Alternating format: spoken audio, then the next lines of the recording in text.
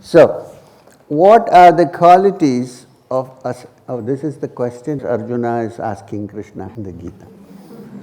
Who, according to you, is the greatest of yogis, or one who has felt this in himself?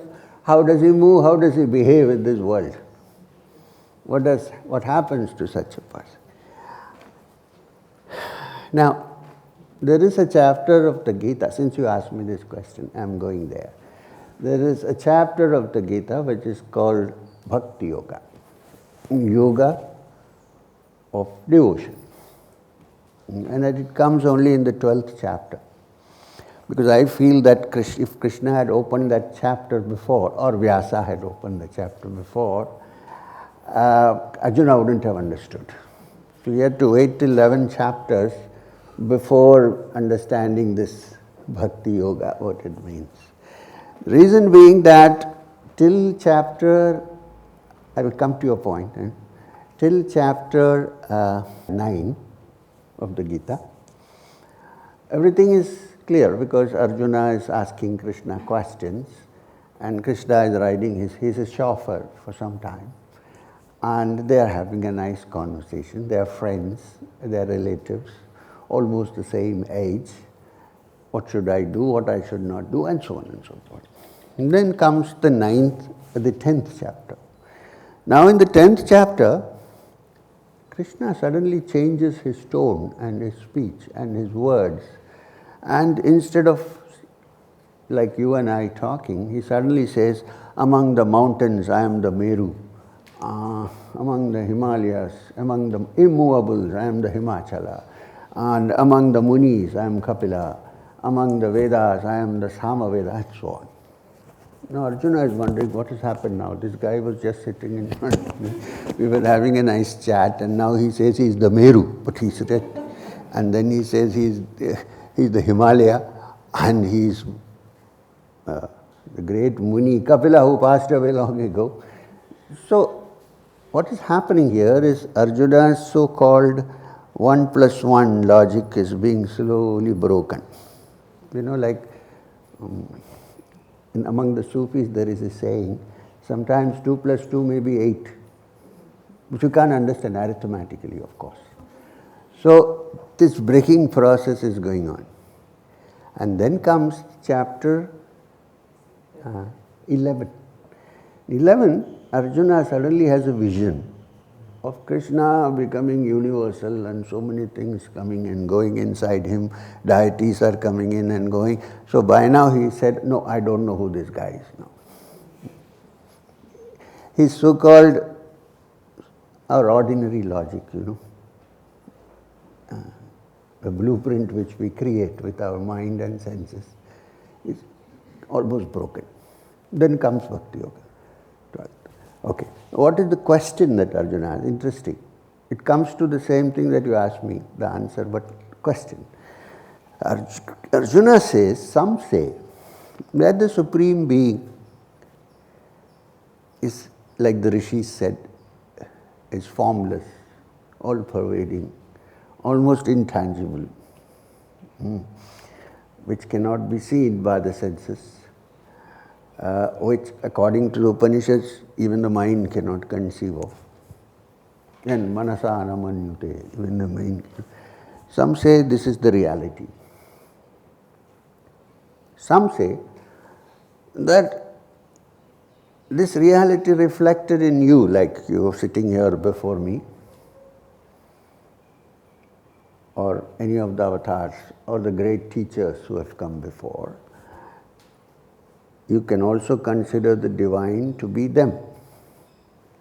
The question Arjuna is asking is, according to you, which is the proper way of worshipping that truth? Should be with form or without form? Okay. Now, Krishna as usual goes about it. Krishna never talks anything directly, you must have noticed in the Mahabharata. And so he always drops a seed and allows it to sprout and then stands like this looking. So Krishna says, listen, the mode of worship is not important.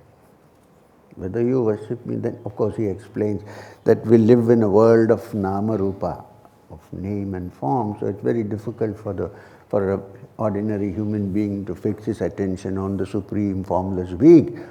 Yes, but the rishis have worshipped the supreme being like that, so it must be right, so true. But normally it's not so easy.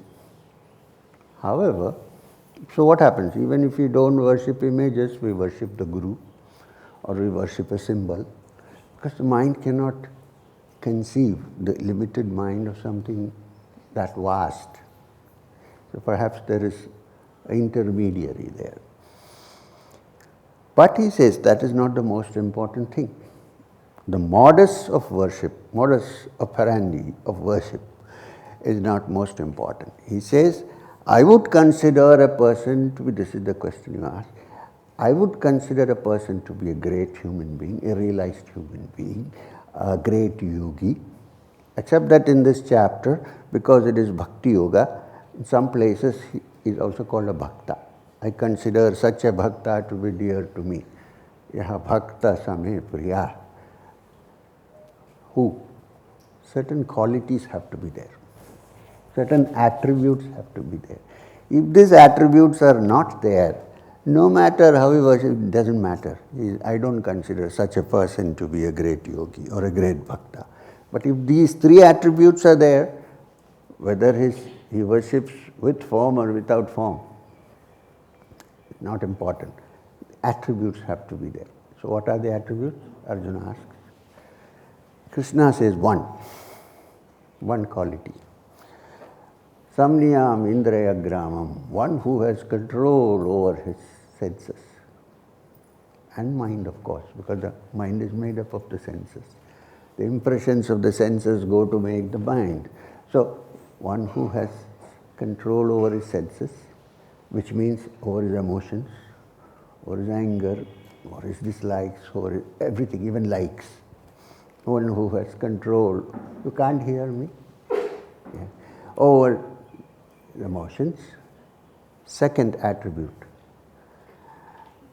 sarvatra samabuddhaya, which means one whose mind is tranquil under all circumstances, good or bad, positive or negative, whose mind is balanced and sarvatra, in all situations, sama, equal, buddhaya, quiet and tranquil mind. Third, very important. I think if this attribute is not there in a human being, it cannot be a yogi.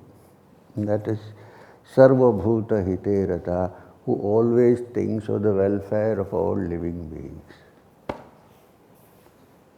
If these three, at least in some proportion, are there, perhaps one can say that this person has found something inside. We are nobody to judge, but the person knows himself or herself.